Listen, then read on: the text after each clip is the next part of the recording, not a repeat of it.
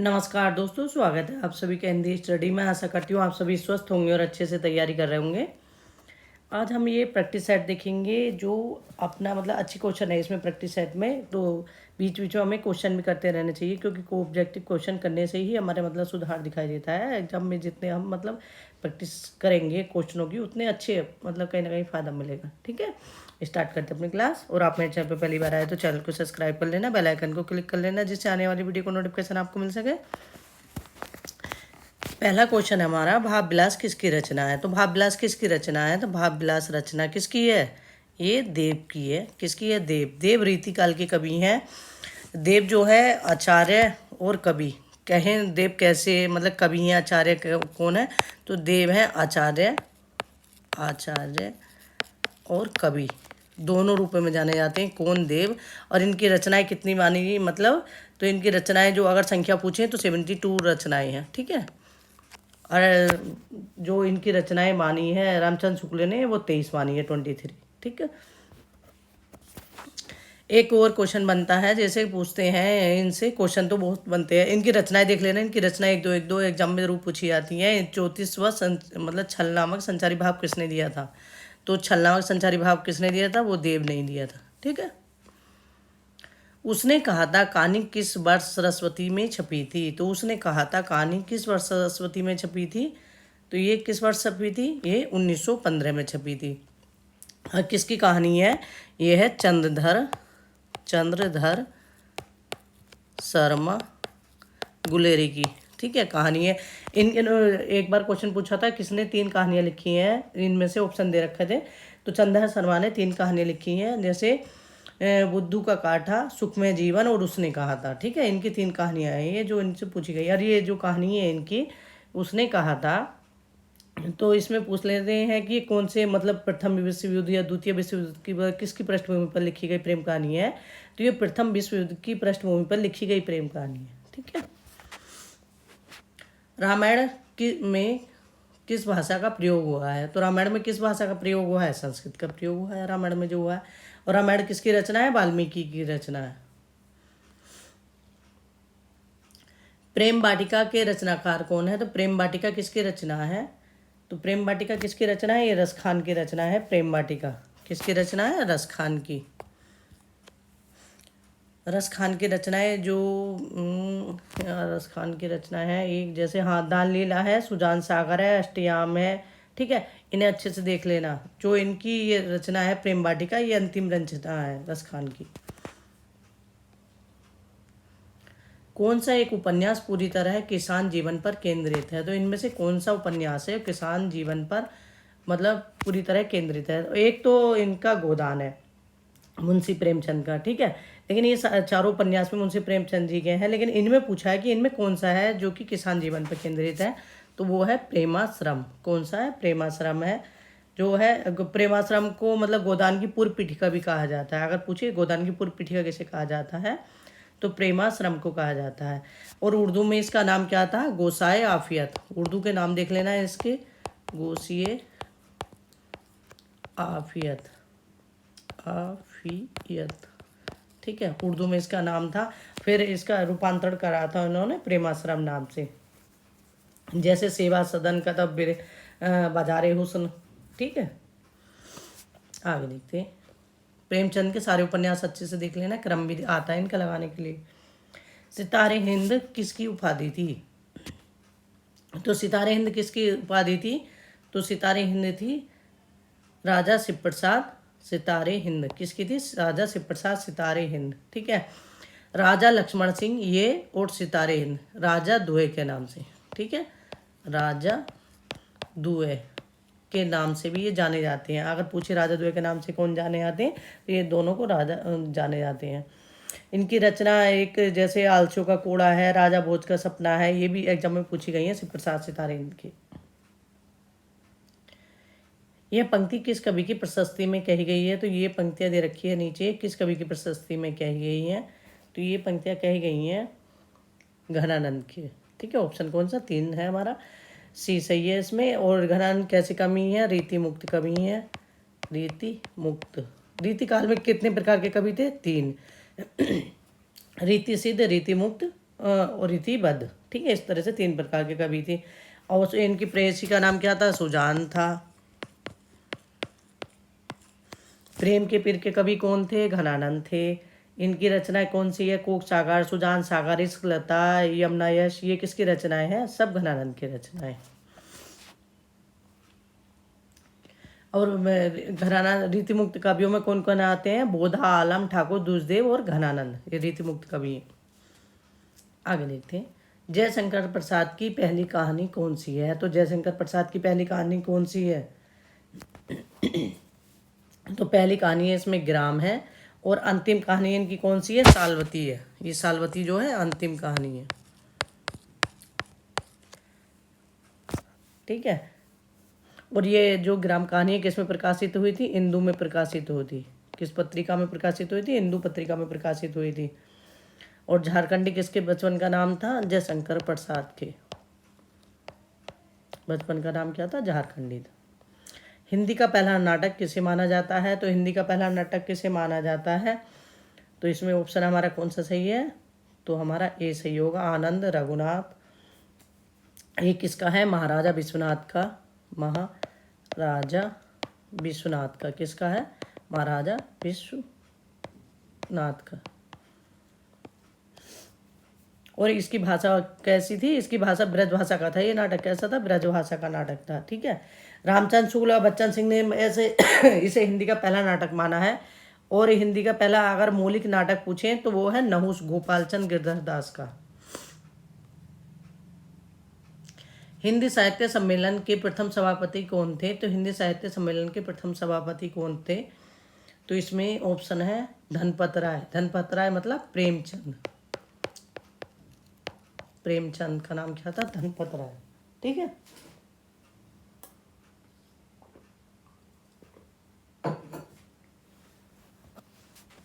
आगे देखते हैं। राम कैसो जस उध उरध गणन है, किसकी पंक्तियां हैं? तो ये पंक्तियां किसकी हैं? ये हैं सेनापति की। किसकी पंक्तियां हैं? सेनापति की पंक्तियां हैं।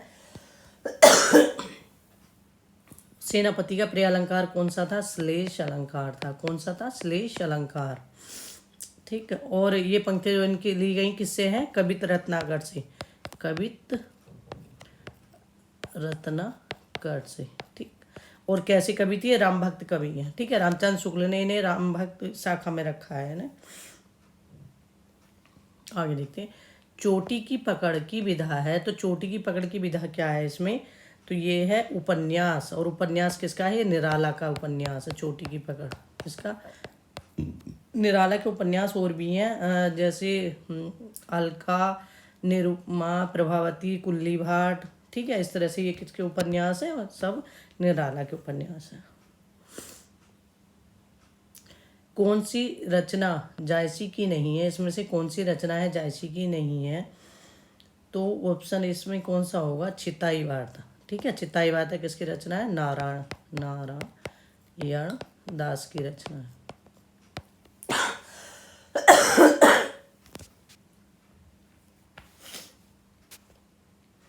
शुक्ल जी के अनुसार हमीर रासों के रचनाकार कौन है? तो शुक्ल जी के अनुसार हम जो हमीर रासो है इसके रचनाकार कौन है?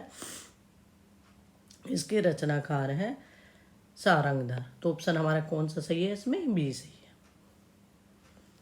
अमीर खुसरो ने हिंदी के लिए कौन सा शब्द प्रयुक्त किया? तो अमीर खुसरो ने हिंदी के लिए कौन सा शब्द प्रयुक्त किया है? तो वो हिंदी भी प्रयुक्त किया है। और किस काल के कवि हैं? आदिकाल के, महत्व खड़ी बोली के कवि हैं आदिकाल के, ठीक है। और इनके तूतीय हिंद किसकी उपाधि थी? अमीर खुसरो की उपाधि थी। और इनका वास्तविक नाम क्या था? अबुल हसन। अबुल हसन ये पूछा गया है इनका, ठीक। भारत भारती के रचयिता कौन है? तो भारत भारती के रचयिता कौन है? तो वो है मैथिली शरण गुप्त। और इन्हें जो मतलब राष्ट्र कवि की उपाधि मिली थी। राष्ट्र कवि, तो राष्ट्र कवि की जो उपाधि मिली थी वो इन्हें कौन सी मतलब रचना पर मिली थी? तो वो महात्मा गांधी ने भारत भारती रचना के लिए दी थी, ठीक है। ये रचना कब की है? 1912 की रचना है इनकी, भारत भारती। मीराबाई को किसका शिष्य कहा जाता है? तो मीराबाई किसकी शिष्य थी? तो मीराबाई शिष्य थी रैदास। किसकी शिष्य थी? रैदास। और मीराबाई की भक्ति किस भाव की थी? माधुर्य भाव की। माधुर्य भाव की, ठीक है। और इनकी मृत्यु कहाँ हुई थी? रणछोड़ मंदिर में।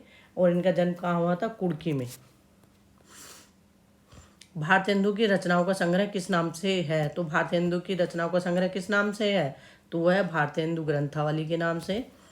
विद्यापति ने किस भाषा में काव्य रचना की? तो विद्यापति ने किस भाषा में काव्य रचना की? तो इन्होंने जो की थी वो मैथिली भाषा में, ठीक है। मैथिल कोकिल किसे कहा जाता? विद्यापति को। और इनकी रचना है पदावली, उसके कारण इन्हें मैथिल कोकिल कहा गया। विद्यापति की रचना, ठीक है। आदिकाल के प्रमुख कवियों में आते हैं अमीर खुसरो, विद्यापति। एग्जाम में बहुत कम होता है कि इनसे क्वेश्चन ना बने, ठीक है। तो इनकी रचनाएं अच्छे से देख लेना सब। हिंदी भाषा की किस लिपि को भारतीय संविधान में स्वीकार किया गया है?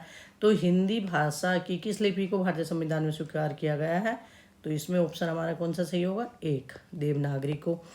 अनुच्छेद 343 ए के अनुसार संविधान, हमारी भाषा देवनागरी और लिपि कौन सी होगी? हिंदी ना।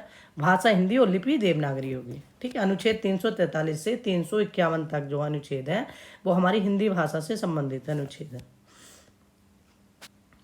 आगे देखते हैं। केशव दास ने एक आध्यात्मिक ग्रंथ लिखा, उसका नाम क्या था? तो केशव दास ने एक आध्यात्मिक ग्रंथ लिखा, उसका नाम क्या था इसमें? तो इसमें वो है विज्ञान गीता। ऑप्शन हमारा सी सही है इसमें। इसे मतलब एक जैसे वैराग्य, ठीक है, वैराग्य कह सकते हैं, वैराग्य से संबंधित मतलब ये ग्रंथ है इनका, ठीक है। वो ये संस्कृत का जो प्रबोध चंद्रोदय नाटक है उसका अनुवाद है। रसिक प्रिया रस से संबंधित है, केशव दास की रचना। कवि प्रिया अलंकार से संबंधित है। और ये रामचंद्रिका, ये राम कथा का वर्णन है इसमें, ठीक है। और रामचंद्रिका में कितने प्रकाश है? 39 प्रकाश है।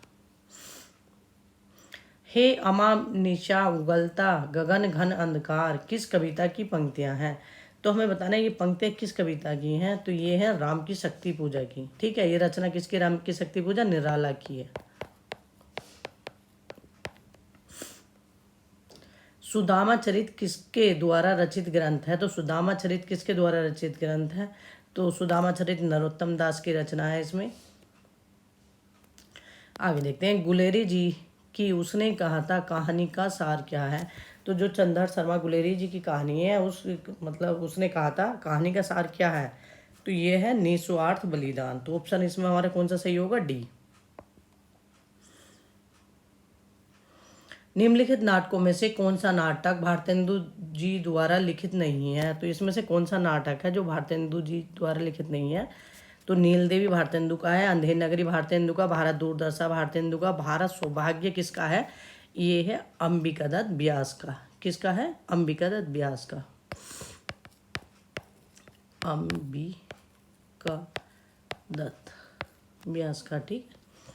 हरिवंश राय बच्चन की रचना क्या भूलूं क्या याद करूं किस कोटि के अंतर्गत आती है? तो हरिवंश राय बच्चन की रचना ये क्या है? ये आत्मकथा है इनकी। क्या है? आत्मकथा है। किस कोटि में आती है? आत्मकथा में आती है। और कितने भागों में है? 4 भागों में है। क्या भूलूं क्या याद करूं, नीड़ का निर्माण, बसेरे से दूर और 10 द्वार से सोपान तक, ठीक है। इनके चारों भाग पूछे जाते हैं महत्वपूर्ण ये, और इनके सन भी पूछ लेते हैं। आगे देखते हैं। रामचरितमानस में कितने कांड हैं? तो रामचरितमानस में कितने कांड हैं? तो 7 कांड हैं, ठीक है। कितने कांड हैं? 7। बाल, अयोध्या,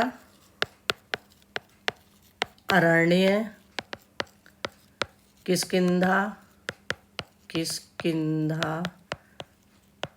सुंदर, लंका, उत्तराखंड, ठीक है। इस तरह से 5 का मतलब 7 कांड हो गए। और इसमें पूछते 5वां कांड कौन सा है? सुंदर कांड है। और सबसे बड़ा कांड कौन सा है? बाल कांड है। और सबसे छोटा कांड कौन सा है? किष्किंधा कांड है इसका, ठीक है। और किसकी रचना है? तुलसीदास जी की रचना रामचरितमानस। आगे देखते हैं। हिंदी साहित्य सम्मेलन की स्थापना कब हुई थी? तो हिंदी साहित्य सम्मेलन की स्थापना कब हुई थी? 1910 में हुई थी। कब हुई थी? 1910 में।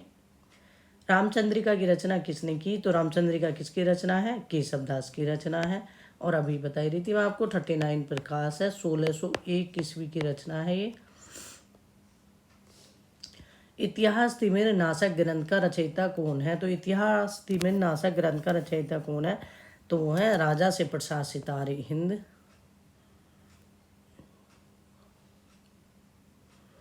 जॉर्ज पंचम की नाक कहानी का लेखक कौन है? तो जॉर्ज पंचम की नाक कहानी के लेखक कौन है? कमलेश्वर है।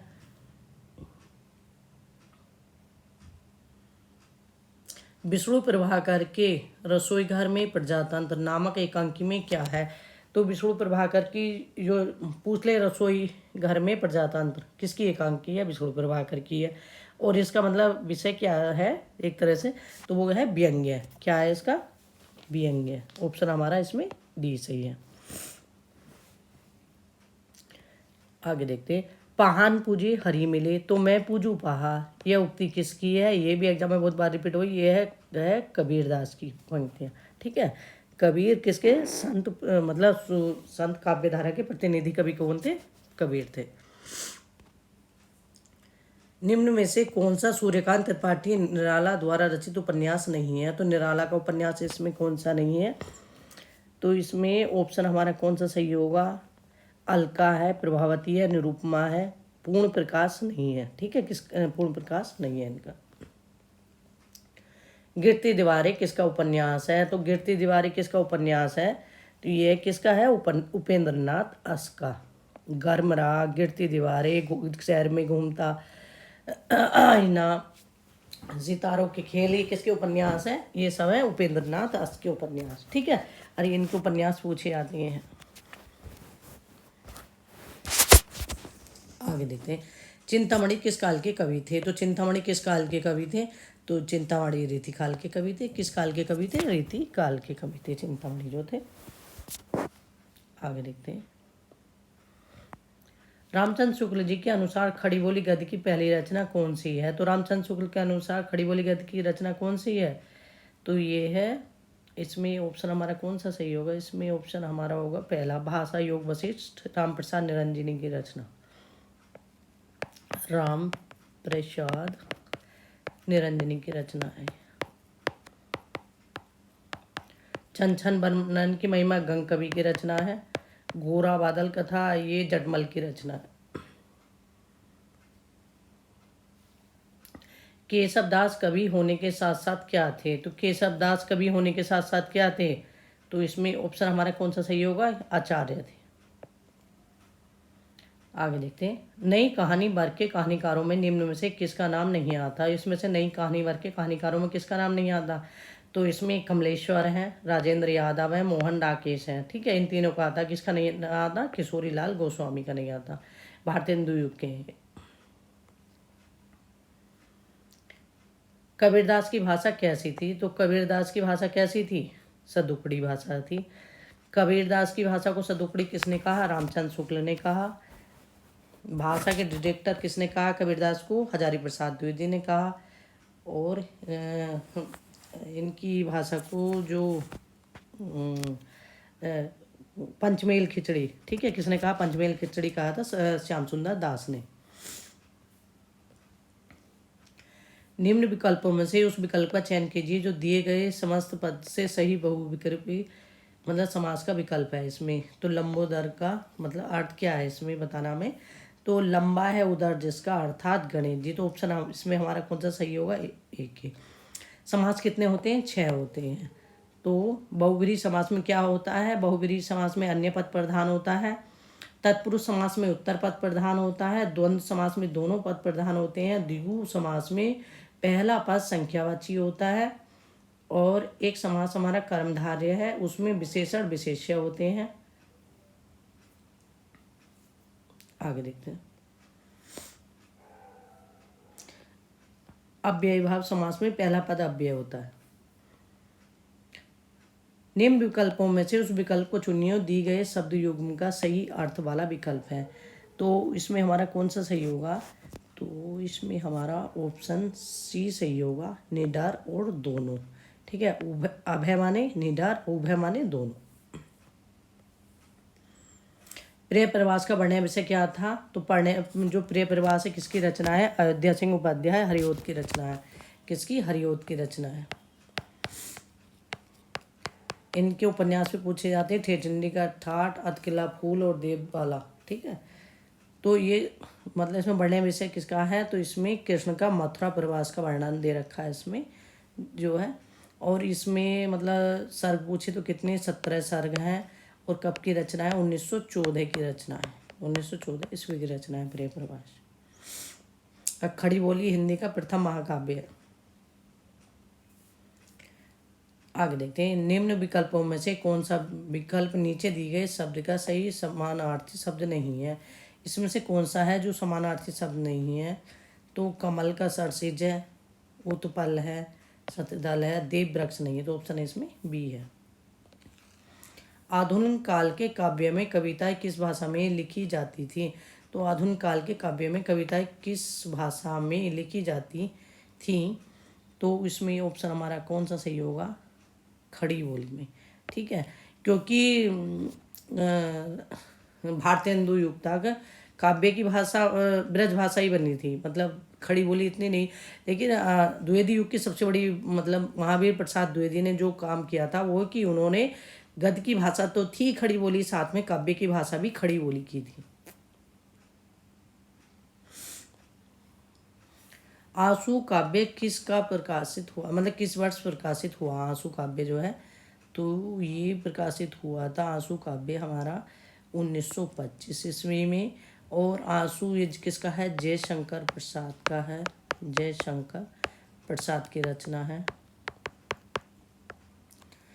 इसमें कितने छंद हैं? 133 छंदों का ये क्या है? 133 छंदों का जैसे कहना चाहिए एक मतलब ब्रह की प्रधानता स्मृति काव्य कह लो। ठीक है, और हिंदी का मेघदूत भी कहा जाता है इसे। कौन सा? हिंदी का मेघदूत कहा जाता है।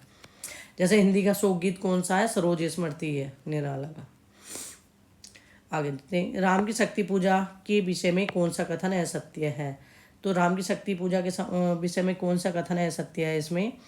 तो राम को रावण पर विजय का वरदान देवी से प्राप्त हुआ, ये सही है। राम की शक्ति पूजा का कथानक रामचरितमानस पर आधारित है, ये गलत है। ठीक है, बिल्कुल अलग है रामचरितमानस से। तो इसमें ऑप्शन बी होगा। राम की शक्ति पूजा में राम मानव अधिक है ईश्वर का, में ये सही है। राम को शक्ति पूजा का सुझाव जामवन ने दिया था, ये भी सही है। निम्न विकल्पों में से उस विकल्प का चयन करें जो उपसर्ग से बने शब्दों का सही विकल्प नहीं है। उपसर्ग कौन से हैं? वो शब्दांश जो शब्द के शुरू में जुड़ते हैं उन्हें क्या कहते हैं? उपसर्ग कहते हैं। ठीक है, तो इसमें कौन सा है जिसमें नहीं है? तो वो ऑप्शन हमारा सी होगा। संभावना में सम उपसर्ग, निहत्ता में नहीं उपसर्ग, अधिक्य में अधि उपसर्ग।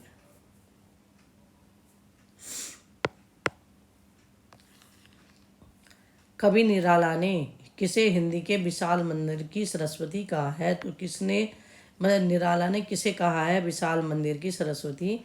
तो वो कहा है महादेवी वर्मा को। और आधुनिक युग की मीरा कौन सी है? आधुनिक युग की मीरा महादेवी। ठीक है, और रहस्यवाद की कवियत्री कौन सी है? महादेवी वर्मा। छायावाद में सबसे ज्यादा रहस्यवाद किसमें पाया जाता है? किसकी मतलब रचनाओं में पाया जाता है? तो महादेवी वर्मा की रचनाओं में। कबीर दास जो हैं इन जी ने रहस्यवादी और दार्शनिक विचारों की व्याख्या किसमें की है? इनकी रचना है बीजक। ठीक है, वो कितने भागों में? 3 भागों में, साखी, सवद और रामायणी। तो इसमें से बताना है कि किसमें मतलब रहस्यवादी और दार्शनिक विचारों का व्याख्यान किया गया है। तो ऑप्शन हमारा डी होगा, रामायणी या रामायण। ठीक, साक्षी का मतलब साक्षी, शब्द मतलब शब्द। शब्द जो थे इनके शब्द जो थे गे पद में थे।